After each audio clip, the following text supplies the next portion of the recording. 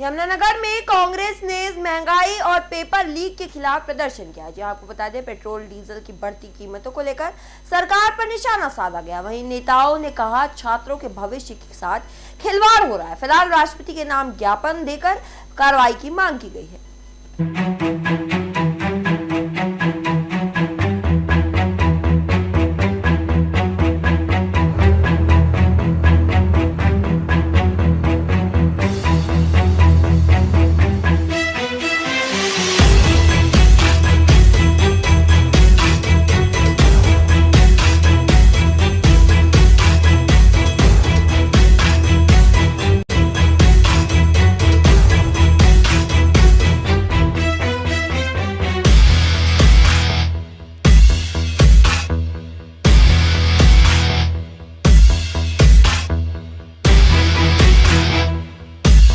जिला कांग्रेस कमेटी यमुनानगर की तरफ से मंडी गेट में पहले धरना दिया गया, प्रदर्शन किया गया। आम उपायुक्त महोदय के द्वारा राष्ट्रपति जो है वो ज्ञापन सौंपा गया। जो पिछले अभी 2 दिनों पहले नीट की परीक्षा हुई थी, उसमें 22 लाख बच्चे बैठे थे और नीट की परीक्षा पास करना बहुत मुश्किल परीक्षा होती है। उसके लिए जो है कई साल बच्चों को मेहनत करनी पड़ती है और जो उनके माँ बाप हैं वो देखो कितनी मेहनत करके कितना मुश्किल से जो है उनकी जो है कोचिंग करवाते हैं। और अब ये देख लो 80वीं बार जो है नीट का इस बार लीक हो गया। तो सरकार क्या कर रही है? तो उनके जो प्रधान जो अपने प्रधान है, अपने इसके जो मंत्री हैं, वो क्या कर रहे हैं? वो हमारी तो एक और थी, आज हमारा प्रदर्शन का दूसरा मामला था महंगाई के बारे में। पहले इतनी महंगाई है और अब पिछले 4 दिन में जो है 4 रुपए पेट्रोल बढ़ा दिया, 4 रुपए डीजल बढ़ा दिया और पीछे 60 रुपए सिलेंडर घरेलू सिलेंडर बढ़ा दिया था। और ये बताओ जो कमर्शियल सिलेंडर है वो 3031 रुपए कर दिया, 1000 रुपए तो एक ही बारी में बढ़ा दिए। तो कितनी महंगाई है बताओ, कैसे परिवार चलाएगा अपना? और दूध के रेट भी बढ़ा दिए। तो इतनी महंगाई पहले थी, अब रोज अब 4 दिन में 4 रुपए पेट्रोल डीजल बढ़ा दिया। जो शिक्षा मंत्री है हमारे सेंटर के, उनके इस्तीफे की मांग करते हैं और जो भी इसमें संलिप्त लोग हैं उनके खिलाफ जो है कड़ी जो है कानूनी कार्रवाई की जाए।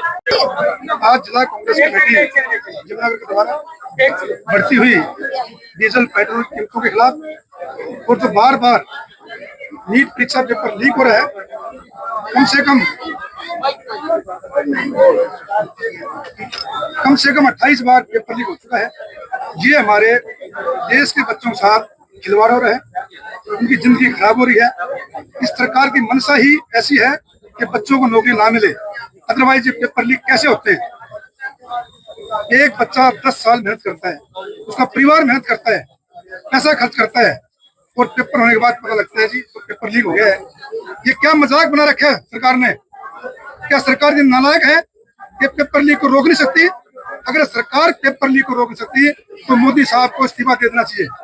ये देश के बच्चों का भविष्य है, इसके साथ ना खेलें। कांग्रेस पार्टी इसका विरोध करती है और मांग करती है पेपर लीक के अंदर जो भी दोषी हैं, चाहे कितना बड़ा नेता क्यों ना हो, उसको सख्त से सजा मिले, सीबीआई की जांच हो। सरकार ने क्या किया है? छोटी मछलियां पकड़ी हैं।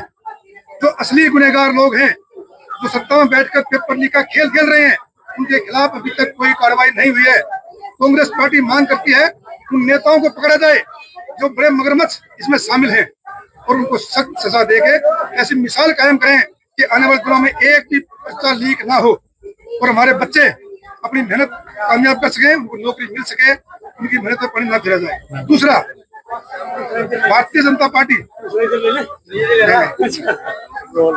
पेट्रोल डीजल की कीमतें पिछले 1 हफ्ते के अंदर 4 से 5 रुपए बढ़ चुकी है।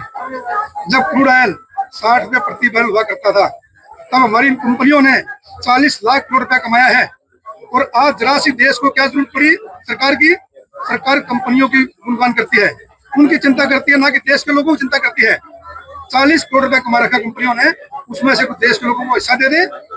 ये महंगाई क्यों बढ़ रही है? ये सरकार की विदेश नीति का फेलियर है कि प्रधानमंत्री जी ने समय रहते हुए इस पर गौर नहीं करा, चुनाव में व्यस्त रहे।